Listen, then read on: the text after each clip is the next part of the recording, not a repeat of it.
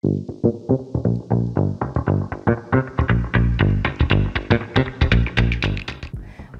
vás Gastrohal. Dnes si s Honzom upečieme koláčiky alebo po anglicky cookies. Honzík, ako ich připravíme? Zkusíme oprašit takový recept. Na tento recept budeme potřebovat nějakou mouku, máslo, vajíčka, ořechy, čokoládu a cukr samozřejmě. Takže na to naše množství, mělo by to být na takových 12 tušenek, doufám, že to bude. 300 g másla, které jsme si už povolili trošičku.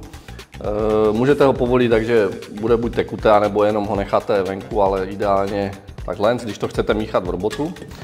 Podej mi prosím tě nějaký nástroj, lyžičku, nejde mi to? Děkuji, pěkně.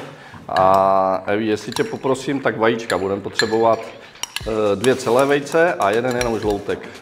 400 g cukru, mám půl na půl, 200, krystalový cukr, třtinový cukr. Pridáváme vajíčka. Tak, nasadíme. Vedneme a budeme míchat. Pomalu.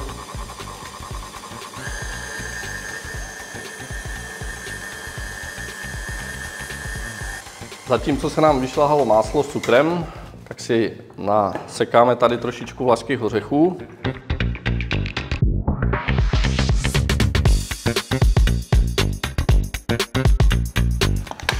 A přidáme nějakých 200 g čokolády. Zase nasekáme na takové větší kusy klidně. Do preosiatej múky pridáme kypriací prášok. Použila som jedno balenie, čiže 15 g.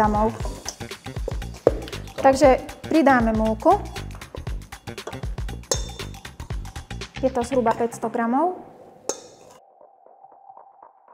Pridáme čokoládu a rovno môžeme aj orechy.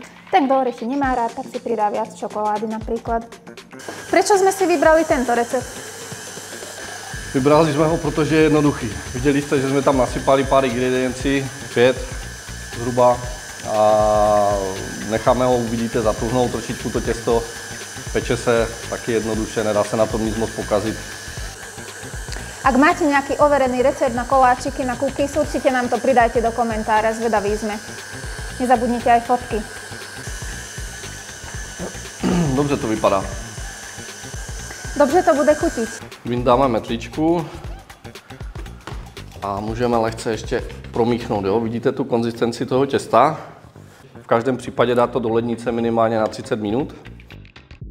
Potom si můžete buď vytvořit kuličky, které se dají na plech, anebo my budeme dělat takový váleček, který nakrájíme potom na ty sušenky a budeme péct.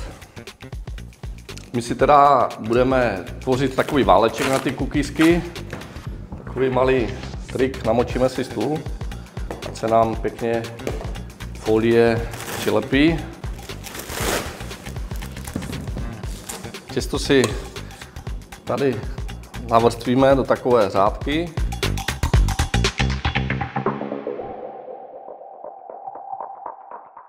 Můžete si těsto trošičku vytvarovat lžičkou nebo nějakým jiným nástrojem, tak ať máte, řeknu, rovnoměrnou vrstvu všude stejnou. No a teď jednoduše převrátíme a vytvarujeme si rovnoměrný, stejnoměrný váleček. Tak, super.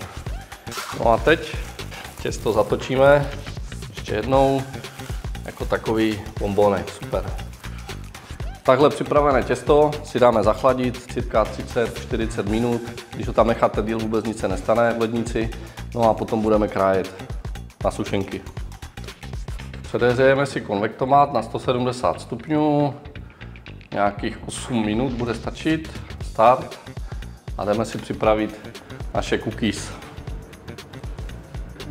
Tak, těsto jsme si vytáhli z chladničky, z ledničky. Cirka po nějaké 1 hodině pěkně nám stuhlo, takže budeme krájet takové, řekněme, centimetr široké kolečka. Jo, někde tam může být nějaký oříšek. Takový tip, když ty ořechy tam dáváte, tak když se namočí do vody, předtím, tak oni změknou, potom se to lépe krájí. Tak, jak vidíte, já si vždycky ten nůž trošičku namočím ve vodě, protože to těsto je stuhlé, ať mi to trošičku tím máslem krásně projede a máme každá sušenka bude stejná.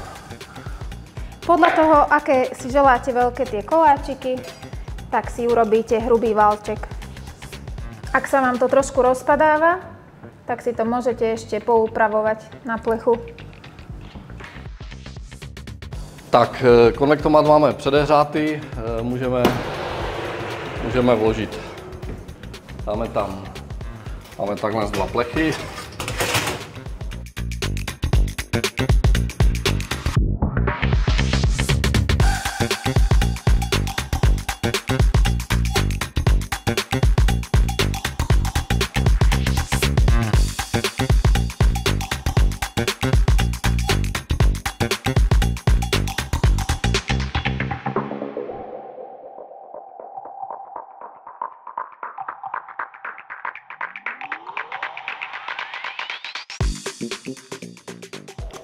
Ne, řekni, je potřeba je nechat lidi odstát, že podíváš se na mě a řekni, Tak cookiesky sa nám podarili vynikajúco, voňajú úžasne.